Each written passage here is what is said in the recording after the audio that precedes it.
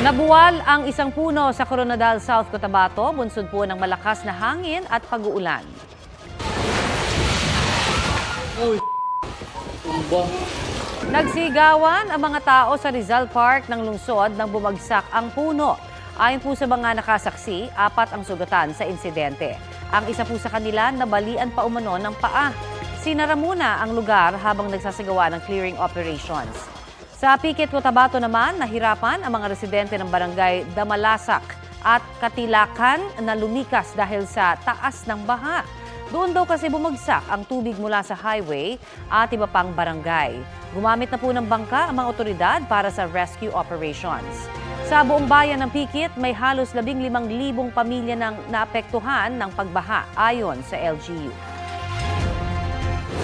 Kapuso, para sa mga maiinit na balita, mag-subscribe sa GMA Integrated News sa YouTube. Sa mga kapuso naman abroad, subaybayan nyo kami sa GMA Pinoy TV at sa www.gmanews.tv.